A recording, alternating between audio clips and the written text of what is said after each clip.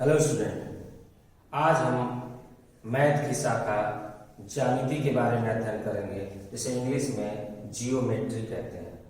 Geometry शब्द जो है वो जियोमेट्रीन से मिलकर बना है, जिसका मतलब होता है जियो और प्लस मीट्रियन। जियो मतलब होता है भूमि और मीट्रियन माने क्या होता है, मापन करना। तो जब भूमि को मापन करने के लिए जिस चीज का जरूरत पड़ता है वो इसके बारे में हम ज्यामिति में अध्ययन करेंगे। तो इसमें सबसे पहले हम पॉइंट बिंदु क्या कहलाता है। यह समतल में एक स्थिति बताने वाला चिन्ह होता है। जैसे समतल में पॉइंट ए है, ए, बी है तो बी, और ये पॉइंट सी को रिप्रेजेंट कर रहा है। ठीक, अब चलिए आगे बढ़ते हैं। रे किरण क्या होता है। बिंदुओं के एक दिशीय पथ को क्या कहते हैं, किरण कहते हैं। इसका एक एंड पॉइंट होता है और इसे ए बी और इस तरह तीर का निशान लगा के इसको रिप्रेजेंट करते हैं। चलिए इसमें आगे और बढ़ते हैं। स्ट्रेट लाइन रेखा, रेखा क्या होती है, वह रेखा जो एक बिंदु से दूसरे बिंदु तक बिना बदले जाती है, सरल रेखा कहलाती है। ठीक, और इसको हम ए बी तीर पे दोनों तरफ तीर का निशान होगा, इसके द्वारा रिप्रेजेंट करते हैं। समझ में आया। अब चलिए इसके बाद आगे लाइन सेगमेंट, रेखाखंड क्या होती है। ज्यामिति में सबसे ज्यादा इसी वर्ड का यूज करते हैं, रेखाखंड, स्ट्रेट लाइन। रेखाखंड क्या होती है, वह रेखा जिसकी लंबाई निश्चित होती है रेखाखंड कहलाती है। ठीक ना। जैसे 5 सेंटीमीटर की रेखा है तो इसकी लंबाई निश्चित हो गई, इसके दो एंड पॉइंट है ए और बी। अब चलिए इसी क्रम में हम आगे बढ़े। पैरेलल लाइन, समांतर रेखाएं। समांतर रेखाएं क्या होती हैं, समतल में खींची गई रेखाएं जो एक दूसरे को अनंत तक नहीं काटती हैं, समांतर रेखाएं कहलाती हैं। जैसे आप जानते हैं रेल की पटरियां हैं, उनके बीच की दूरी हर जगह क्या होती है, समान होती है। यहाँ चित्र में देखिए, इन दो रेखाओं के बीच यहाँ भी दूरी ए है और यहाँ भी दूरी ए, इसलिए अनंत पे कभी एक दूसरे को काटेंगी नहीं। चलिए अब हम पढ़ेंगे लंब रेखाओं के बारे में। लंब रेखाएं क्या होती हैं, इसको इंग्लिश में बोलते हैं परपेंडिकुलर लाइंस। परपेंडिकुलर लाइंस ऐसी रेखाएं जो एक दूसरे को 90 अंश के कोण पर काटती हैं, उसे लंबवत रेखाएं कहते हैं। ठीक, चलिए इसके बाद है क्रॉस लाइन, तिर्यक रेखाएं। तिर्यक रेखाएं क्या होती हैं, ऐसी रेखाएं जो एक दूसरे को किसी भी कोण पर काट सकती हैं, उसे हम कहते हैं तिर्यक रेखाएं। चलिए इसी क्रम में जैसे ये यल और यम रेखा है, ये तिर्यक रेखा यल इसको काट रही है, तो यहाँ कोई कोण बनेगा, यहाँ भी कोई कोण बनेगा, यहाँ भी कोई कोण बनेगा, इस तरह भिन्न भिन्न कोण बने, किसी भी कोण पे काट सकती हैं। ऐसी रेखाओं को हम क्या कहते हैं, तिर्यक रेखाएं कहते हैं। एक बिंदुगामी वे रेखाएं जो एक बिंदु से होकर गुजरती हैं, उसे हम क्या कहते हैं, एक बिंदुगामी कहते हैं। यहाँ देखिए एल एम एन तीन रेखाएं हैं और तीनों एक ही बिंदु ओ से होकर गुजरती हैं, इसलिए इसे हम कौन सी रेखाएं कहेंगे, एक बिंदुगामी कहते हैं। अब चलिए तो इस तरह रेखाओं के बारे में हमने अध्ययन कर लिया। अब हम पढ़ेंगे कोण के बारे में। कोण क्या होता है, एंगल। दो रेखाओं के झुकाव को हम क्या कहते हैं, कोण कहते हैं। दो रेखाओं के झुकाव को कोण कहते हैं। इस तरह ए ओ बी ये कोण हो गया, और ये कोण का साइन भी है, ऐसे ही कोण का साइन भी होता है। इसी क्रम में आगे बढ़े। कोण के प्रकार, टाइप्स आप आएंगे। हम जानते हैं कोण कितने प्रकार के होते हैं, कोण 7 प्रकार के होते हैं। चलिए पहला शून्य कोण, जीरो एंगल, ऐसा कोण जिसकी अंश माप शून्य हो, शून्य कोण कहलाता है। दूसरा है न्यून कोण, एक्यूट एंगल।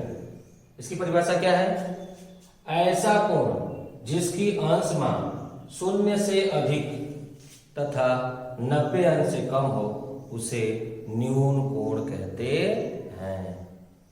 चलिए जैसे 45 अंश है, 30 अंश है। अब तीसरे नंबर पे है समकोण, राइट एंगल। ऐसा कोण जिसकी अंश माप 90 अंश के बराबर हो उसे समकोण कहते हैं। यानी समकोण बराबर कितना अंश हो जाएगा? 90 अंश।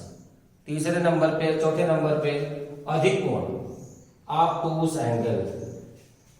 ऐसा कोण जिसका अंश माप 90 से अधिक तथा 180 अंश से कम होता है उसे अधिक कोण कहते हैं। जैसे 90 अंश से अधिक यानी 100 भी हो सकता है, 120 भी हो सकता है। चलिए अब आगे रिज कोण, या इसको हम सरल कोण भी कहते हैं, अंग्रेजी में इसे स्ट्रेट एंगल कहते हैं। इसकी परिभाषा क्या है?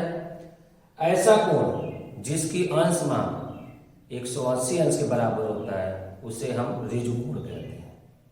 चलिए आगे बढ़ते हैं। छठे नंबर पे बृहद कोण, रिफ्लेक्स एंगल। रिफ्लेक्स एंगल क्या होता है? ऐसा कोण जिसकी अंश माप 180 से अधिक तथा 360 से कम होता है उसे हम कहते हैं बृहद कोण। एग्जाम्पल के तौर पे 180 अंश से अधिक है यानी 210 भी हो सकता है, 250 भी हो सकता है, 350 भी हो सकता है, क्योंकि 180 से अधिक है और 360 से कम है। सातवां है संपूर्ण कोण, कंप्लीट एंगल। इसकी परिभाषा वह कोण जिसकी अंश माप कितने अंश के बराबर हो? 360 अंश के बराबर होती है, उसे हम समकोण कोण कहते हैं। चलिए अब हम कोण युग्मों के बारे में पढ़ेंगे। पेयर एंगल, कौन कौन पेयर? जोड़े के रूप में, जोड़े के रूप में कौन कौन एंगल होते हैं? आसन्न कोण, एडसेंट एंगल। एडसेंट एंगल क्या होते हैं? ऐसे दो कोण, ऐसे दो कोण जिनके बनने में, एक कोण ये है और एक कोण, ऐसे दो कोण जिनके बनने में एक भुजा तथा एक शीर्ष उभयनिष्ठ होता है उसे हम आसन्न कोण कहते हैं। जैसे आप देखें, चित्र है आपके सामने, AOB और BOC दो कोण बन रहे हैं, एक कोण ये और एक कोण ये। दोनों को बनने में ये भुजा OB उभयनिष्ठ है और शीर्ष कौन सा है? दोनों का O है। चलिए इसी क्रम में हम आगे बढ़े। शीर्षाभिमुख कोण, vertically opposite angle. Vertically opposite angle क्या है? जब दो रेखाएं एक दूसरे को प्रच्छेदित करती हैं, जब दो रेखाएं एक दूसरे को प्रच्छेदित करती हैं तब इनमें बने दो कोणों को जिनमें कोई भी भुजा उभयनिष्ठ न हो शीर्षाभिमुख कोण कहलाता है। जैसे देखिए ये दो रेखाएं एक दूसरे को उभयनिष्ठ करते हैं, इस प्रकार कौन कौन कोण बन रहा है? 1 2 3 4। तो कोण 1 और कोण 3 क्या है? शीर्षाभिमुख कोण है, कोई भी भुजा इसमें कॉमन नहीं है। फिर 2 और 4 क्या है? शीर्षाभिमुख कोण है। इन दोनों में कोई बनने में कोई भुजा कॉमन नहीं है और जो शीर्षाभिमुख कोण होते हैं वो आपस में क्या होते हैं? बराबर होते हैं। तीसरे नंबर पे हम आते हैं कोटिपूरक कोण, कॉम्प्लीमेंट्री एंगल। कॉम्प्लीमेंट्री एंगल क्या होते हैं? ऐसे दो कोण, ऐसे दो कोण जिनका योग कितने अंश के बराबर हो? 90 अंश के बराबर होता है, एक दूसरे के क्या कहलाते हैं? कोटिपूरक कहलाते हैं। जैसे कोई पूछे 50 अंश का कोटिपूरक, तो 90 - 50, क्योंकि दोनों का योगफल 90 होना चाहिए, तो 90 - 50 यानी कि 40, यानी 50 अंश का कोटिपूरक क्या हो जाएगा? 40 अंश। इसी क्रम में हम आगे बढ़ते हैं संपूरक कोण, सप्लीमेंट्री एंगल। सप्लीमेंट्री एंगल क्या होता है? ऐसे दो कोण जिनका योग कितने के बराबर हो जाए? 180 अंश के बराबर होता है, एक दूसरे के संपूरक कोण कहलाते हैं। चलिए उदाहरण देख लें। 50 अंश का कोटिपूरक हमने बता दिया। अगर 50 अंश का हमको संपूरक कोण निकालना होगा तो क्या करेंगे? 180 में से 50 को क्या कर देंगे? घटा देंगे। तो इस तरह 180 में से 50 घटाएंगे तो उसका संपूरक कोण हो जाएगा 130 अंश, यानी 50 अंश का संपूरक कोण होगा 130 अंश। अब दो रेखाओं को कोई तिर्यक रेखा के काटने पर बने कोण पहले देखें। तो ये यल रेखा है और यम रेखा है और इसको तिर्यक रेखा ये यन मान लीजिए तिर्यक रेखा काट रही है। तो इस प्रकार 1 2 3 4 5 6 7 8 कोण बन रहे हैं। इसमें कौन कौन संगत कोण होंगे? तो संगत कोण का एक जोड़ा होगा 4 और 8, ये 4 8 संगत कोण होंगे। 2 और 6 संगत कोण होंगे। 1 और 5 संगत कोण होंगे। 3 और 7 संगत कोण होंगे। अब चलिए एकांतर कोण के बारे में जान लें। तो सबसे पहले एकांतर अंतःकोण। एकांतर अंतःकोण कौन है? 4 का एकांतर क्या होगा? 5। संगत कोण जो होता है वो तिर्यक रेखा की एक तरफ बनता है और एकांतर कोण जो है तिर्यक रेखा के विपरीत बने, इधर होगा एक साइड होगा तो दूसरा का दूसरे साइड होगा। चलिए तो एकांतर अंतःकोण जान लें। तो 4 और 5, 4 और 5 एकांतर कोण अंतःकोण है। फिर 2 और 7 एकांतर अंतःकोण है। अब एकांतर बाह्य कोण कौन कौन है? 3 का एकांतर बाह्य कोण क्या होगा? 6। 1 का एकांतर बाह्य कोण क्या हो जाएगा? 8। अगर मान लीजिए यदि यल और यम ये दोनों रेखाएं समानांतर हो, ऐसे तो समांतर होंगी तो क्या होंगे? जो संगत कोण है वो अपने संगत कोण के क्या होगा? बराबर होगा। जैसे यहाँ पे देखिए 4 जो है वो किसके बराबर होगा? 4 जो है 8 के बराबर होगा। 2 जो है वो किसके बराबर होगा? 6 के बराबर होगा। 1 जो है किसके बराबर होगा? 5 के बराबर होगा। और 3 जो है किसके बराबर होगा? 7 के बराबर। यानी संगत कोण आपस में क्या होंगे? बराबर। कब? जब दोनों रेखाएं समानांतर होंगी।